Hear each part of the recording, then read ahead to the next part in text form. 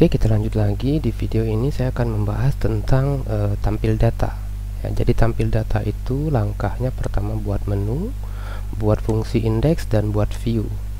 Untuk buat menu ini pastikan kita sudah ada rutenya ya. Kalau kalian menggunakan rute resource di sini rute resource seperti ini, maka tidak perlu lagi repot-repot untuk ngurusin buat rute ya. Langsung saja masuk ke tahapan buat menu. Tapi kalau tidak pakai rute resource ya mesti buat satu-satu. Oke, berarti kita buka app.blade. Kemudian ini saya copy, saya ganti namanya jadi data siswa. Rutenya adalah siswa titik index. Ya, simpan. Kemudian kita coba refresh. Maka muncul di sini data siswa. Isinya masih kosong. Sekarang kita akan coba isi. Di sini kita akan buat data siswa sama dengan app model siswa all atau get ya, get aja. Oke. Kemudian return view siswa index, data. Oke, kita simpan.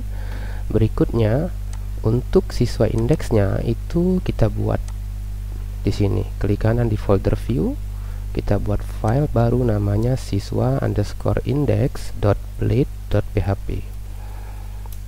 Oke, kita bisa copy paste saja dari ini ya sebenarnya. Oke, dari siswa form copy.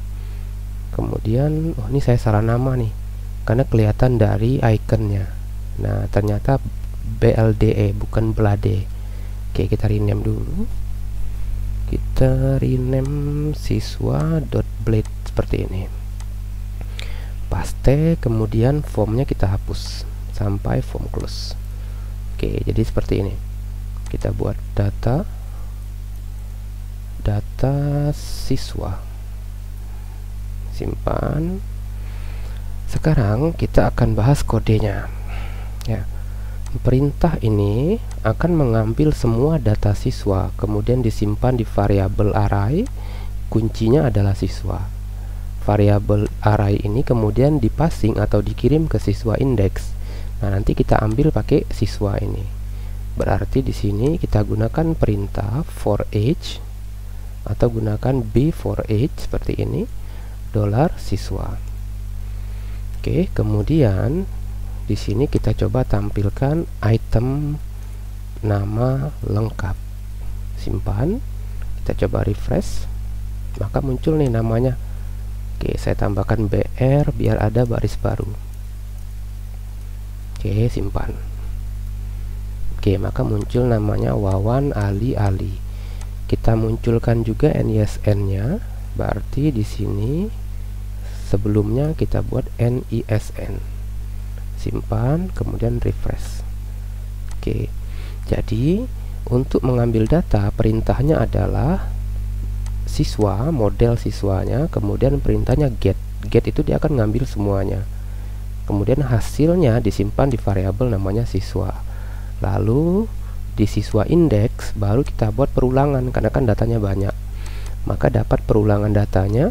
Setiap data kita simpan di variabel item baru kita tampilkan sesuai dengan nama kolomnya. Kalau misalnya seperti ini, nama lengkap misalnya, oh ternyata tidak tampil nih. Kita cek lagi, jangan-jangan kita typo ya. Pastikan ini sama dengan yang ada di kolom ini. Seperti itu. Nah, kemudian ini kita perbaiki. Nah, harusnya seperti ini. Oke. Nah, menampilkan data kan lebih bagus kalau kita menggunakan tabel ya. Nah, untuk menggunakan tabel kita ketik misalnya table stripped mana dia? Nggak muncul ya. Table stripped gini. Kemudian di sini kita buat thid atau diketik manual aja ya, kayaknya saya ketik manual nih biar tergambar cara ngetiknya. Mulai dari table, kemudian thid, kemudian tr, kemudian th nomor, Ctrl Shift D, NISN, Ctrl Shift D, nama lengkap. Tabelnya kita kasih kelas table, kemudian table stripped. Oke, kemudian table border biar ada bordernya.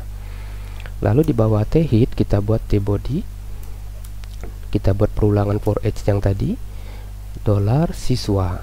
Nah, di sini baru kita buat TR, TD. Kita sebenarnya menampilkan nomor di sini. Nah, di Laravel itu disediakan yang namanya loop iteration, ini. Baru kemudian TD kita tampilkan item NISN, kemudian item nama lengkap. Oke, kita simpan. Sekarang baru tampil datanya dalam bentuk tabel.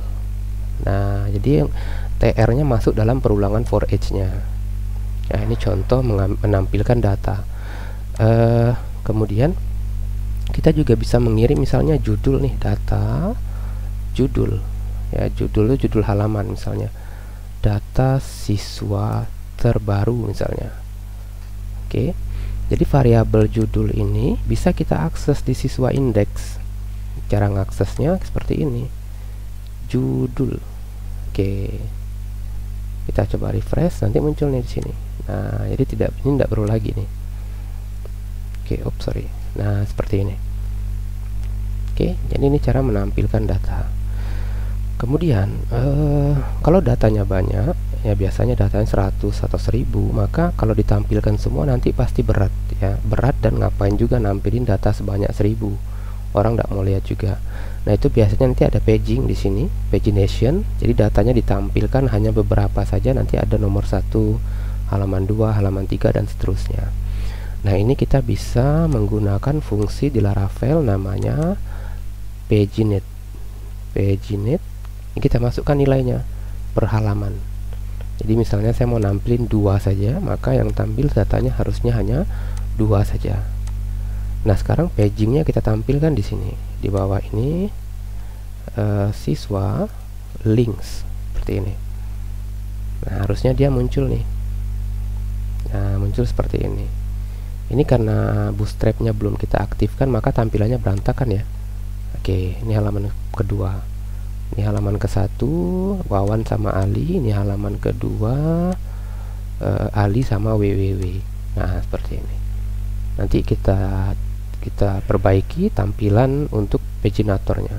Kalau kita coba cari di internet, Laravel 10 paginator bootstrap. Jadi ada perintah untuk menampilkan pagingnya, cuman saya lupa.